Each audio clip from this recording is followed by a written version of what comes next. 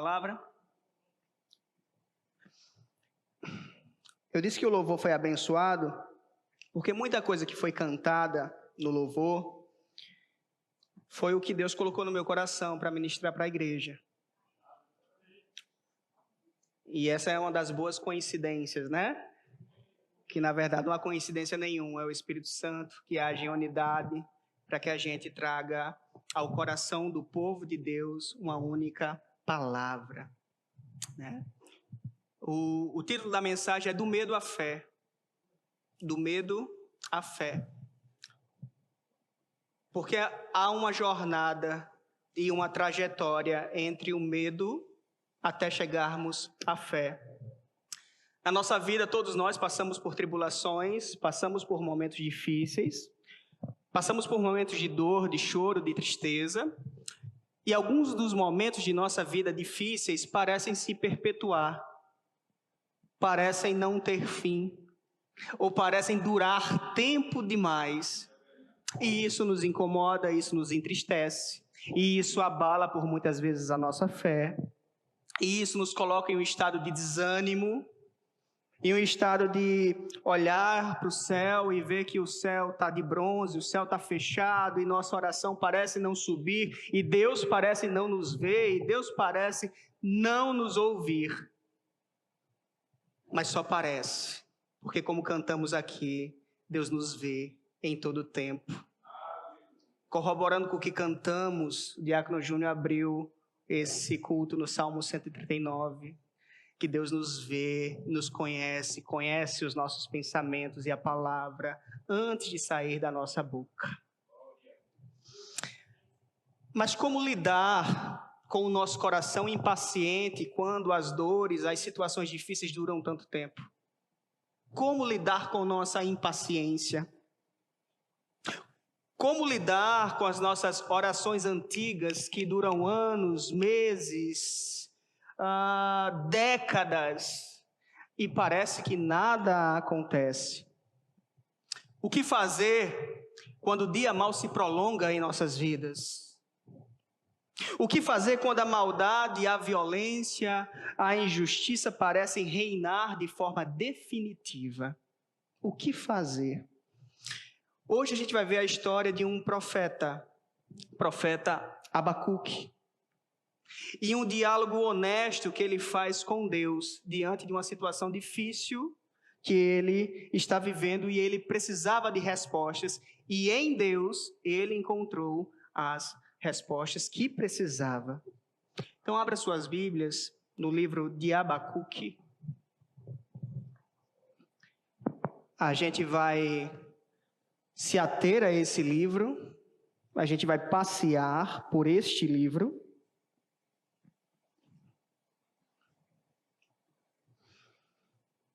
De forma como você está sentado,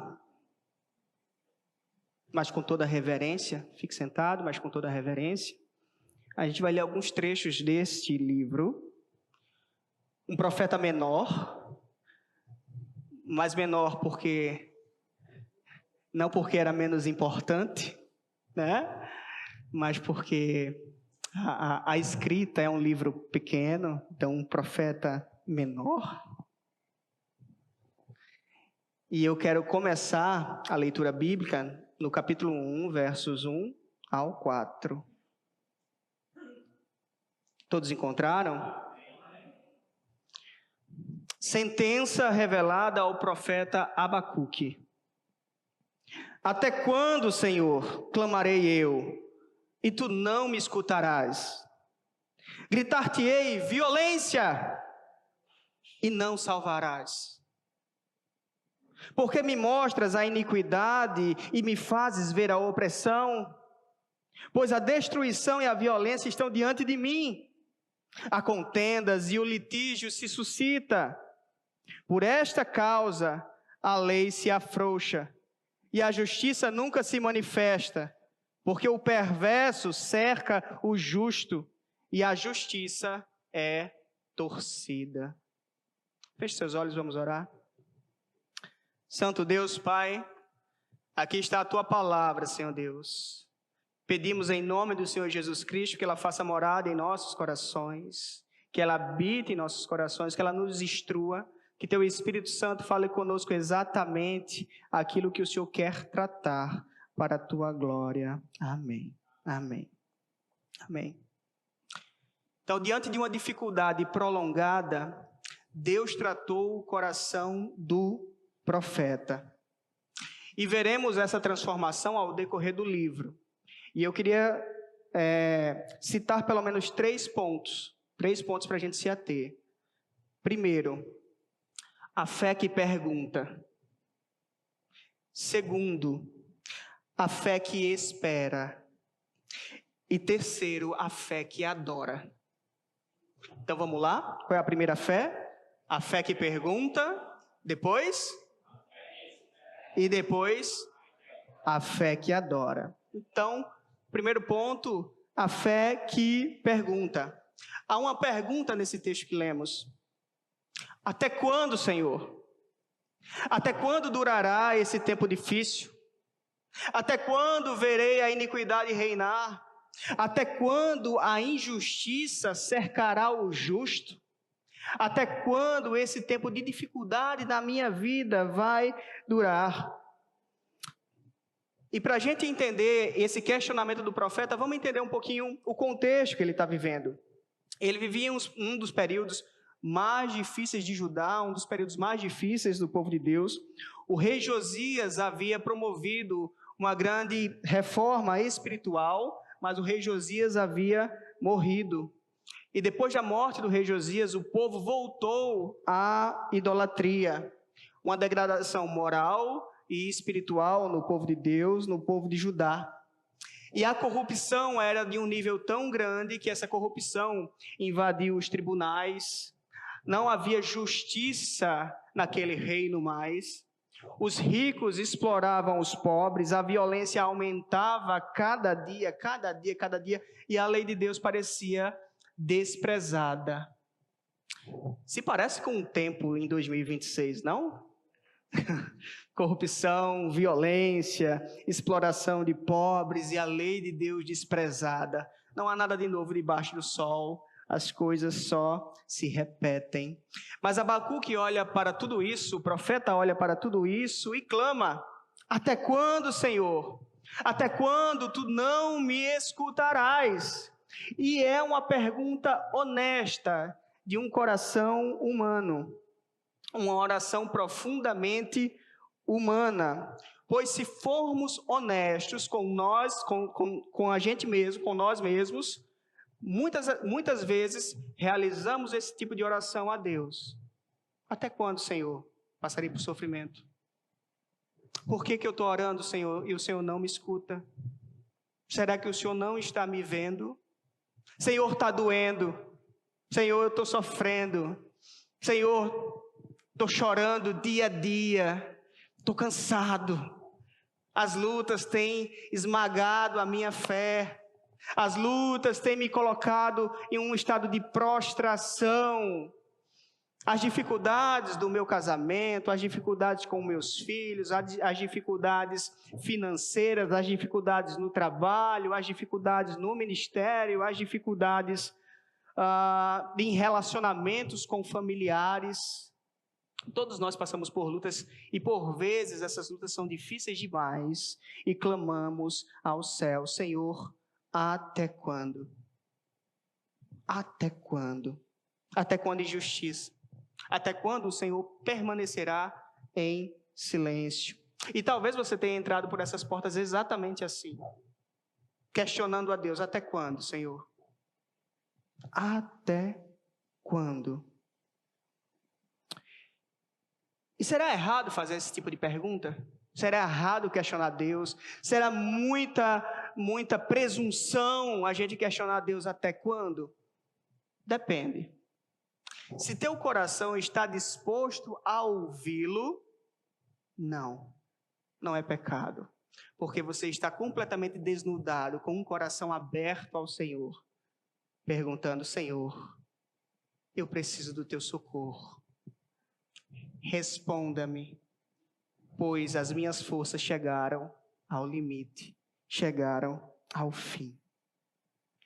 E diante do persistente tempo de aflição desse profeta, ele se apresenta a Deus exatamente com esse coração quebrado, cansado, um coração honesto diante do Senhor. Outros homens fizeram o mesmo. Se a gente pegar Davi, no Salmo 13, ele pergunta: até quando, Senhor, irá esquecer de mim para sempre? Até quando ocultarás de mim o rosto, diz Davi.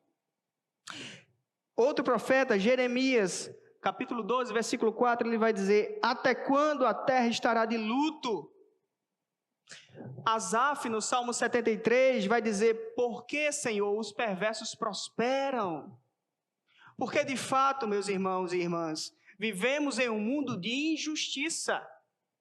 O pecado reina sobre o mundo e não há justiça. Não há justiça nessa terra. Então, nossas expectativas é continuar sendo sal e luz dessa terra. Nossa perspectiva como cristãos é continuar caminhando sobre essa terra, sendo sal e luz dessa terra e confiando no Senhor somente. Porque nesse mundo não há muita esperança, não. Fora de Cristo, não. Fora de Deus, não. A boa notícia é que todos esses que levaram esse questionamento ao Senhor, até quando, Senhor, durará a minha dor? Até quando durará o meu tempo difícil? Todos eles obtiveram respostas. E glória a Deus por isso. Que Deus é um Deus justo e fiel, que ouve o clamor do seu povo. E Deus não só respondeu a eles, como também sustentou. Sustentou. A palavra do Senhor não apresenta homens perfeitos, pelo contrário. A presença do Senhor a palavra do Senhor não faz questão de esconder falhas dos homens, porque a palavra do Senhor é a verdade, e somos assim também imperfeitos. Mas a palavra do Senhor apresenta homens e mulheres que aprenderam a levar as suas crises, os seus desafios, os seus problemas ao lugar certo. E qual é o lugar certo de levar problema e crise? É diante do Senhor. É na presença do Senhor. A resposta para a sua crise, a resposta para o seu problema, a resposta para o meu problema está na presença do Senhor. Ao levar as questões a Deus, o profeta encontra respostas. E Deus responde. Você está com a Bíblia aberta em Abacuque? Verso 5. Qual é a resposta de Deus ao questionamento do profeta? Vede entre as nações, olhai, maravilhai-vos e desvanecei, porque realizo em vossos dias obra tal, que vós não crereis quando for contada. Vamos fazer uma vírgula aqui. Olha a resposta de Deus. Profeta, vou fazer uma obra que você nem vai acreditar. E o que o profeta poderia crer nesse momento? Poxa, o Senhor vai livrar o povo. Poxa, agora o Senhor vai avivar a nação. Agora o Senhor vai mudar a sorte do nosso povo. O Senhor vai acabar com a injustiça, com a corrupção, com o mal que reina e impera. E aí a gente vai para o versículo 6. E o que o Senhor diz? Pois eis que suscito os caldeus, nação amarga e impetuosa, que marcham pela largura da terra, para apoderar-se de moradas que não são suas. O que Deus está dizendo? Até quando, profeta? Vai durar mais um pouco sua dor. Eu estou levantando um povo amargo, um povo impetuoso que vai marchar contra vocês para disciplinar Judá. O sofrimento vai continuar. Palavras duras, não? Palavras duras, não? Sim ou não, igreja? Sim!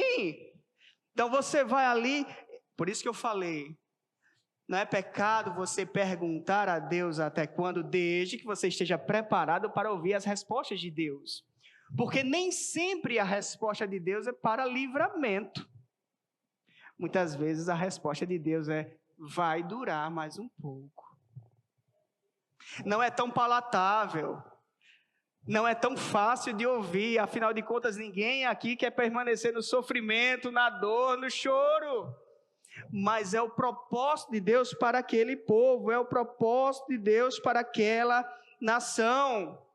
Imagine a expectativa, a grande expectativa do profeta em relação ao versículo 5.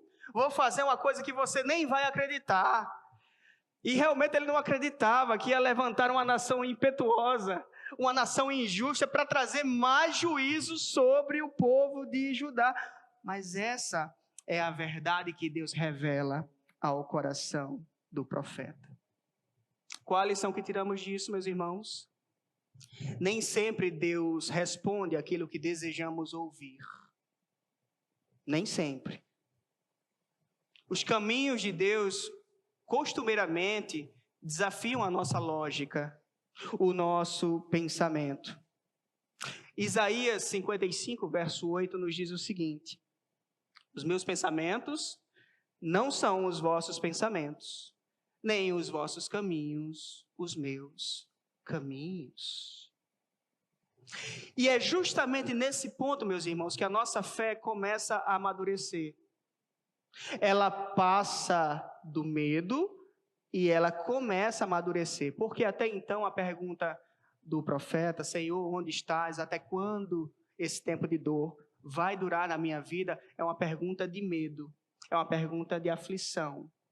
Mas dentro da resposta de Deus, a fé dele começa a amadurecer. Enquanto nós insistimos em nossos próprios planos, enquanto a gente faz os nossos próprios planos, escreve num caderninho e mostra a Deus: Senhor, eu quero que se realize a minha vontade. Enquanto fazemos isso, somos crianças espirituais. É claro que Deus é um Deus abençoador, é claro que Deus é um Deus bom e justo, é claro que Deus atende aos nossos pedidos, mas nem todos. Quantos pedidos que você fez a Deus e Deus não te atendeu? Quantos pedidos: Senhor, é uma boa causa, é um bom emprego, eu desejo isso, que o Senhor abra essa porta, e Deus não abriu. Mas Ele continua sendo bom e fiel na tua vida. Mesmo as coisas que você queria não sendo realizadas, mesmo os desejos do teu coração não sendo realizados, porque Deus é soberano e guia a nossa história.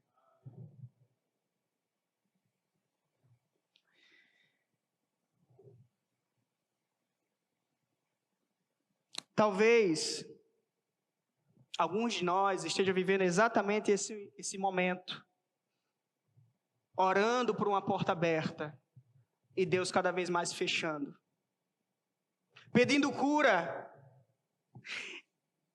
e a enfermidade continuando. Talvez você esteja pedindo um emprego, mas ainda esteja aguardando isso.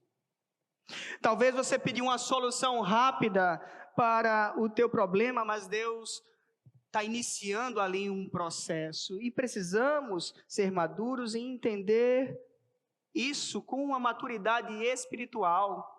Não interpretar como Deus esteja demorando, não interpretar como Deus não esteja nos ouvindo, não interpretar como Deus não esteja nos vendo, mas interpretar como um Deus que nos ama e não atende segundo os nossos desejos e intenções, mas a vontade dEle para as nossas vidas, que é boa, perfeita e agradável, e sempre será.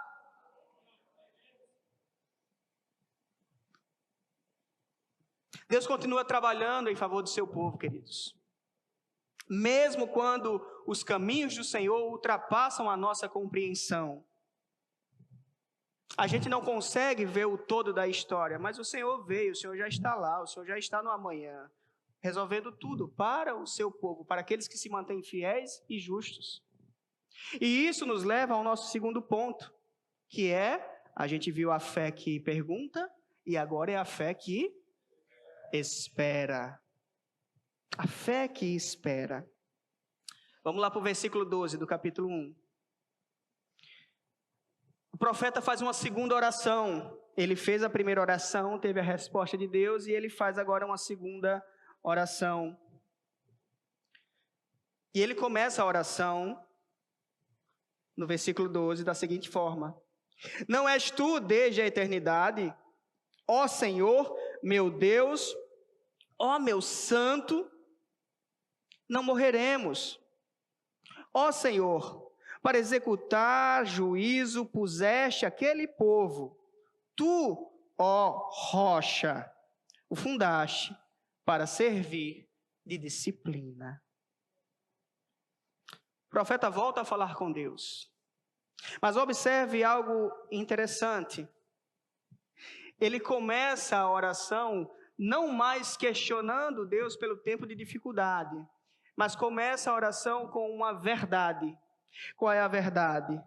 O Senhor é Deus Santo desde a eternidade. Isso parece um detalhe, mas é uma grande mudança no coração do profeta. Porque antes de falar do seu problema, antes de falar da sua dor, antes de falar do que lhe incomoda, ele fala do caráter de Deus.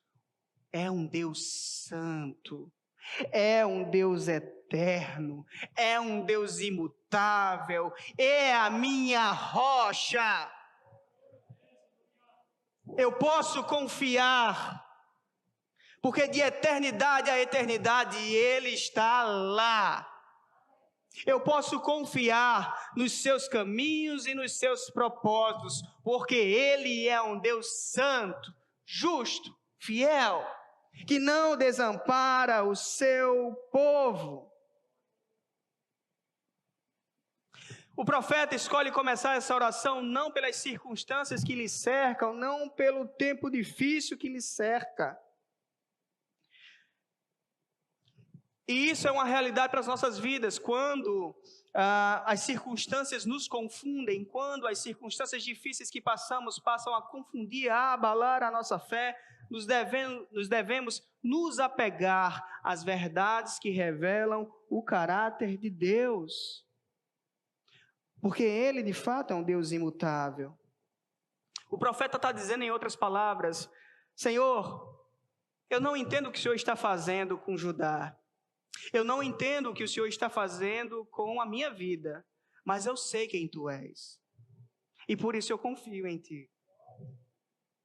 O profeta conhecia o Senhor. Ele chama Deus de eterno. Deus não está preso no tempo como a gente está preso no tempo. Para Ele não existe passado, nem presente, nem futuro. Às vezes o nosso coração fica ansioso porque queremos a resolução dos nossos problemas para já, para imediatamente, para ontem, porque não queremos passar dor. De fato, ninguém deseja isso. Volto a repetir, ninguém deseja isso. Mas o Senhor, que é eterno, realiza as coisas ao seu tempo. Ao seu tempo. Deus contempla toda a história. Ele não contempla apenas uma peça ou um lapso da história como um quebra-cabeça, mas Deus vê toda a imagem completa. Por isso que podemos confiar plenamente em seus desígnios, em seus propósitos e em seus conceitos. O profeta nos lembra, Deus continua sendo santo, Deus continua sendo eterno, Deus continua sendo fiel. No texto do Salmo 139, que o diácono Júnior leu na abertura do culto, fala sobre a fidelidade de Deus. As músicas que cantamos aqui no louvor, temer por quê? Como é o resto? Temer por quê? Se eu estou guardado por quem nunca perdeu batalhas. Diga uma batalha que o Senhor perdeu. Diga uma batalha. Você é capaz? Nenhuma batalha o Senhor perdeu. Deus não perde batalhas. Deus continua sendo fiel, queridos. Os jornais mudam, os governos mudam, as situações financeiras mudam, nossa saúde muda, nossa idade muda. Eu fiz um exame essa semana. E aí fui ler o resultado do exame e tinha lá um nome bem complicado. E aí eu fui ver de forma popular o que significava aquele resultado, né? Aquele nome complicado. E dizia assim, era um exame de coluna, era uma ressonância, e dizia como se tivessem cabelos brancos na minha coluna. Ou seja, sua coluna está velha, meu irmão. Sua coluna está velha. E de fato a idade muda, as coisas mudam, as situações mudam. Mas Deus permanece fiel, Deus permanece o mesmo. E diante da verdade que é um Deus eterno, santo, imutável, o profeta toma uma decisão. E eu encorajo a você tomar a decisão que o profeta tomou. E vamos lá para o capítulo 2 de Abacuque, verso 1.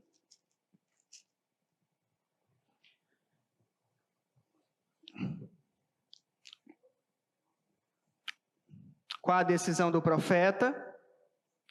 Por-me-ei na minha torre de vigia, colocar-me-ei sobre a fortaleza, e vigiarei para ver o que Deus me dirá, e que resposta eu terei à minha queixa. Até aí. Essa imagem é muito significativa, meus irmãos. Nas cidades antigas, se tinha a torre de vigia para vigiar, observar o horizonte, para ver se inimigos vinham atacar até atacar aquela cidade. E a decisão do profeta não é de desespero, porque a notícia que Deus responde ao profeta é desesperadora. Convenhamos. Está doendo, Senhor. Senhor, está difícil, até quando vai durar? Senhor, está complicada a minha vida. E o Senhor responde, vai ficar mais complicada. Vai doer mais. Vai apertar mais. Era desesperadora a resposta. Mas qual a decisão do profeta ao reconhecer que Deus é santo, justo, imutável e ama o seu povo? Qual a decisão do profeta? Eu vou descansar no Senhor. Eu vou esperar aqui na torre de vigia e observar o que Deus irá fazer. Ele não corre para um lado para outro. Ele não coloca seu coração ansioso. Ele não toma decisões precipitadas diante da situação difícil. Ele simplesmente espera, aguarda o livramento que vem do Senhor. E aguardar talvez seja uma das maiores dificuldades da vida cristã, da igreja cristã. Aguardar talvez seja uma das nossas maiores dificuldades, porque vivemos uma cultura de velocidade, de querer tudo mais rápido e mais prático. Queremos respostas imediatas, queremos resultados rápidos, queremos orações respondidas hoje, mas Deus trabalha em outro ritmo. Não porque Ele seja lento, muito pelo contrário, mas porque muitas vezes situações difíceis em nossas vidas são para moldar o nosso caráter, o nosso coração e nos trazer ensinamentos para a nossa vida. Quantas décadas Abraão esperou por um filho? Muitas décadas. Tentou ali dar um jeitinho, né? E trouxe muito problema para a vida dele. Quantos anos José esperou para ver seus sonhos se cumprirem? Muitos. Quanto tempo Israel esperou para ser liberto do Egito? Muito tempo. Perceba, Deus não trabalha na velocidade que você gostaria. Deus trabalha na velocidade dele. Porque Ele está interessado em algo muito maior do que resolver seu problema. Ele está interessado em tratar seu coração. Que é muito maior do que resolver seu problema. O Senhor deseja formar o nosso caráter, forjar o nosso caráter. E muitas vezes Ele usa a disciplina para isso. Ele está forjando o nosso caráter nesse culto, através da sua palavra. Mas muitas vezes somos duros de coração, a palavra não entra, não aplicamos a nossa vida. E outras vezes, Ele usa de disciplina para forjar o nosso caráter. Mas diante da segunda oração do profeta, o Senhor responde outra vez. Vá lá para o capítulo 2, verso 4, capítulo 2, verso 4, parte B. Diz assim: mas o justo viverá pela fé. Vamos repetir? Mas o justo viverá pela fé. Você vive pela fé, meu irmão. Mais uma vez a música que Fábio cantou. Não andamos pelo que vemos, mas pelo que cremos. Não nos guiamos pelo que vemos, mas pelo que cremos. O justo vive pela fé.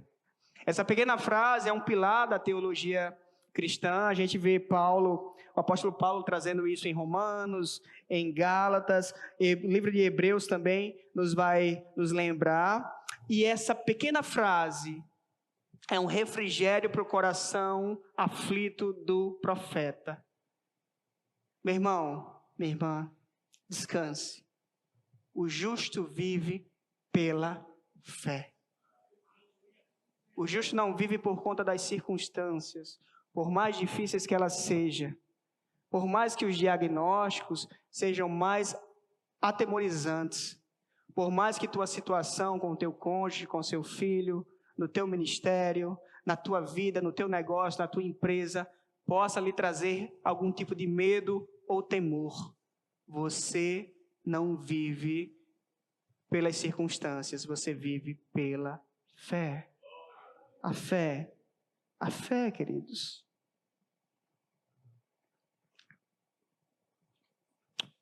O profeta queria saber quando Deus resolveria a crise. Mas Deus responde mostrando como seu povo deve viver enquanto permanece em crise. Vivemos pela fé. A resposta de Deus à oração, a segunda oração do profeta, não é: o justo vive pela fé porque ele entenderá tudo que eu estou fazendo. Não, nem sempre entendemos tudo que Deus está fazendo. Mas cremos nele e seguimos confiando na mão dele. A resposta de Deus também não é: o justo viverá pela fé porque verá todos os planos de Deus. Não conseguimos enxergar o plano de Deus por completo em nossa vida, mas podemos descansar sabendo que Ele está cuidando de cada detalhe. A palavra de Deus nos diz, a resposta de Deus não diz que o justo viverá porque seus problemas desaparecerão. Não. Os problemas estão lá, continuarão lá, nem sempre serão tirados de lá, mas você deve continuar vivendo pela fé. Essa é a essência da vida cristã. E a fé, ela não é um recurso usado apenas quando você crê no início da sua caminhada cristã, mas a fé é algo exercido pelo povo de Deus no nosso dia a dia. Porque somos experimentados na fé no nosso dia a dia. Vivemos pela fé quando continuamos orando em meio ao silêncio de Deus, pedindo ao Senhor por anos. Isso é fé, crer no Senhor.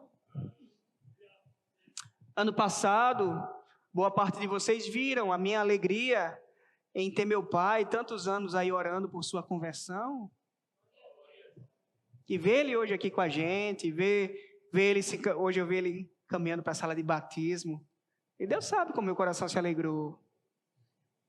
E tenho certeza também que vocês, boa parte de vocês, se a gente abriu aqui o púlpito para bons testemunhos de coisas que vocês oraram, que pediram a Deus, que demoraram anos para acontecer, mas o Senhor abençoou. O Senhor abençoou. E a verdadeira fé ela é exercida exatamente quando a gente deixa de lutar com nossas próprias forças e passamos a descansar nessa graça do Senhor. Passamos a nos colocar nessa torre de vigia e aguardar a providência do Senhor. O capítulo 2 ainda, vá lá agora para o versículo 20 do capítulo 2.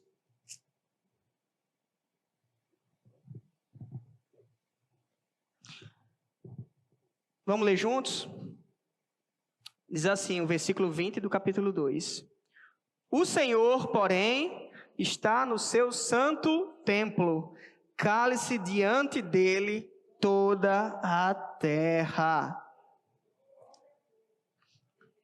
O profeta começa o capítulo falando: Senhor, até quando? Até quando? Meu Deus, corrupção, violência, problema. No versículo 20, o coração do profeta tem sido tratado. Capítulo 2, 20. Cale-se diante dele toda a terra. O soberano está no seu templo. O soberano está no seu trono, regendo todas as coisas. Abacuque agora para de falar. Agora Deus convida o profeta para o silêncio reverente. Não é o silêncio de desespero, não é o silêncio de angústia, mas é o silêncio da adoração. O Senhor está no templo. Cale-se diante dele toda a terra. Todo problema se cale. Toda dificuldade se cale. Porque o Senhor está no seu santo templo. Há momentos em que a resposta mais adequada diante da grandeza de Deus não é continuar argumentando com Deus ou questionando Deus, mas pelo contrário é se ajoelhar diante de sua grandeza e o adorar e esquecer tudo que ficou lá fora, porque o mais importante no santo templo do Senhor é a adoração. É a gente com o nosso coração quebrado, sim, pelos problemas, sim, preocupado, mas admitir diante do Senhor que nossa compreensão dos planos de Deus é limitada. E o mais importante para mim não é questioná-lo contra seus desígnios, mas sim o adorá-lo em seu santo templo. O apóstolo Paulo vai nos dizer em Romanos 11:33... Ó profundidade da riqueza, tanto da sabedoria como do conhecimento de Deus. Quão insondáveis são os seus juízos, quão inescrutáveis são os seus caminhos. Essa é a postura da fé verdadeira, queridos. Ela não exige compreender tudo antes de confiar. A fé verdadeira confia em Deus, porque conhece o caráter dele, o caráter de quem governa todas as coisas. Então é uma fé que descansa, é uma fé que repousa na presença do Altíssimo. Isso nos leva ao terceiro e último ponto, que é a fé que adora. Cale-se diante dele toda a terra. Deus está no seu santo templo. Para que Deus está no seu santo templo? Para ser adorado. No tempo da bondade? Sim. No tempo da dificuldade? Também. Abacuque capítulo 3, versos 17 ao 19.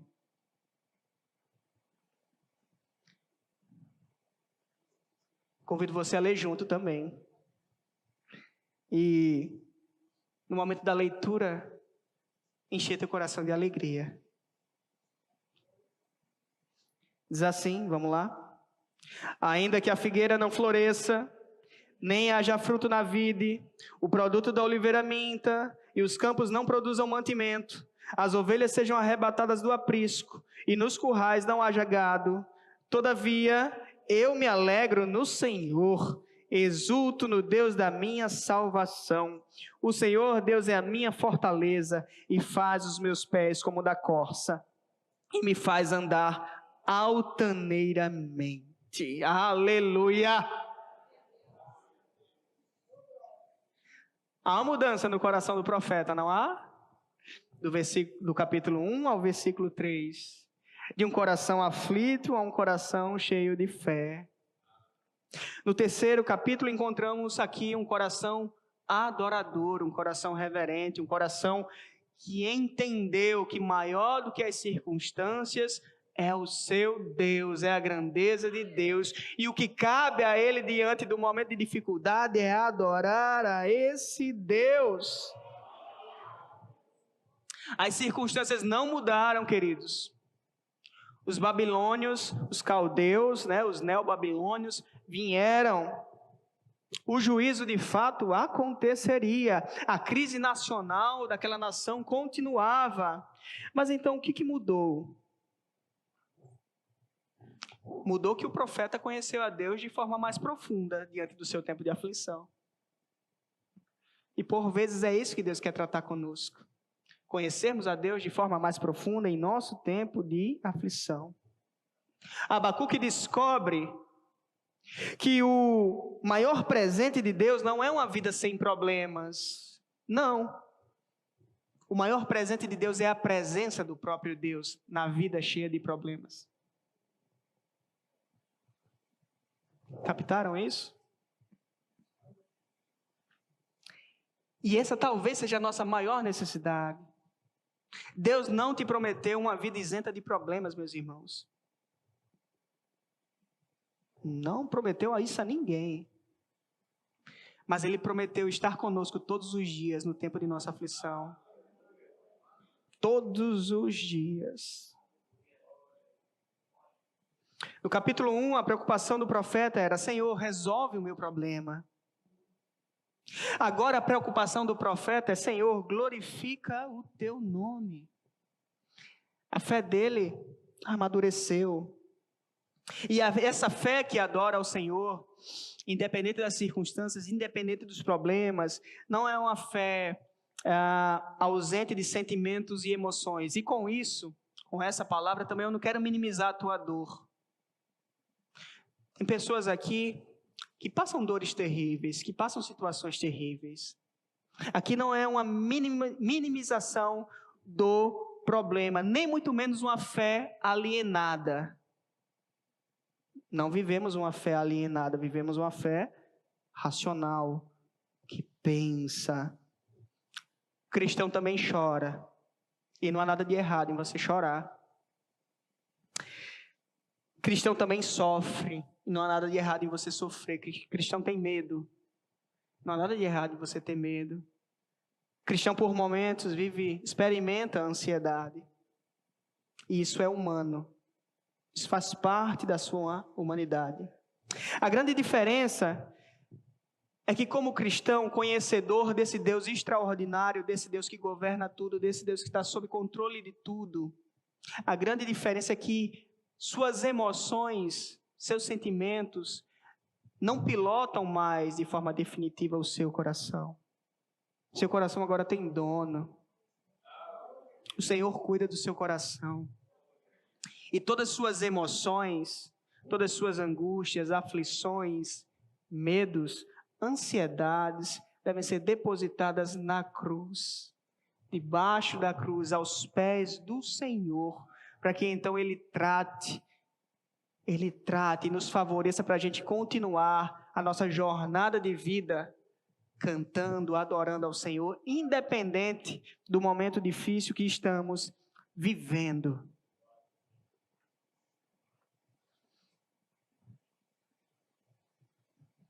Concluindo, meus irmãos,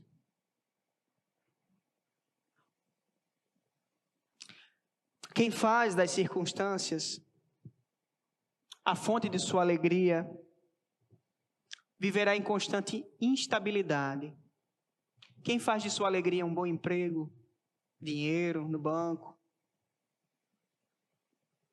casamento, saúde, filhos, um dia tudo isso vai passar. Um dia todos nós aqui teremos um diagnóstico que não vai ser favorável e dessa vez não vai ter remédio que dê jeito. Iremos partir. Todos nós aqui, ninguém ficará para a semente, né? Como diz o ditado, né? Mas quem faz de Deus a sua alegria, de fato encontrou uma fonte que jamais secará.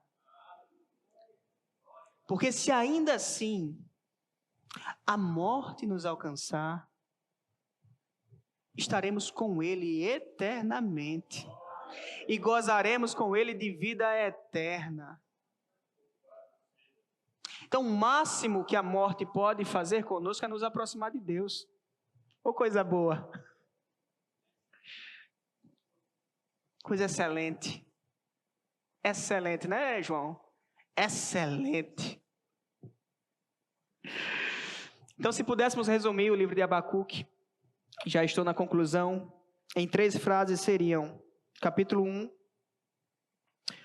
um profeta que vive pela vista. Capítulo 2, um profeta que aprende a viver por fé. E capítulo 3, um profeta que aprende a adorar. Abacuque descobriu que a sua paz, a paz do seu coração, a paz interior, não dependia das circunstâncias e também não dependia de compreender todos os caminhos de Deus, mas dependia de conhecer o Deus que conduz esses caminhos. Porque diante da circunstância, o que ele fez? Ele orou. E diante da palavra de Deus, ele foi ensinado. Diante da palavra de Deus, ele foi instruído. E só então ele pôde descansar, confiar. E no capítulo 3, entender que ainda que as coisas piorem, porque aqui está a base de toda a economia de Judá, né? Ainda que a figueira não floresça, ainda que não haja fruto na vide, ainda que a oliveira minta, e os campos não produzam mantimento, as ovelhas não estejam mais no aprisco, e nos currais não hajam mais gado, todavia eu me alegro.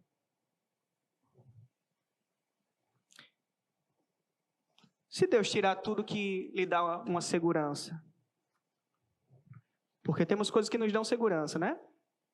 Nossa empresa, nosso emprego, nossa saúde, nosso casamento, nossos filhos, nossa casa.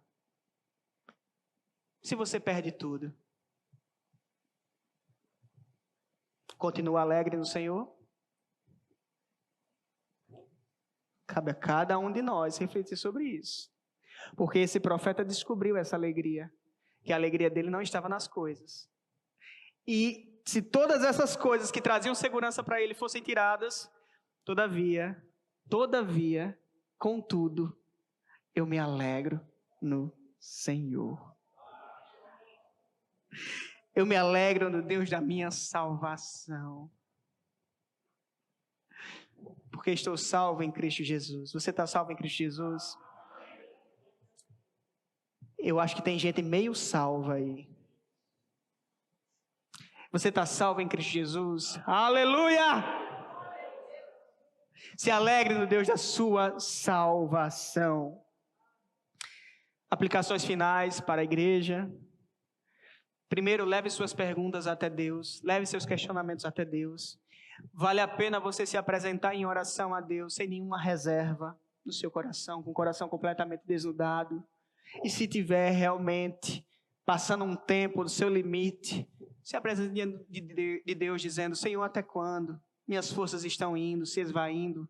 Eu preciso do teu socorro, preciso da tua mão poderosa para os meus filhos, para o meu casamento, para o meu trabalho, para a minha vida espiritual.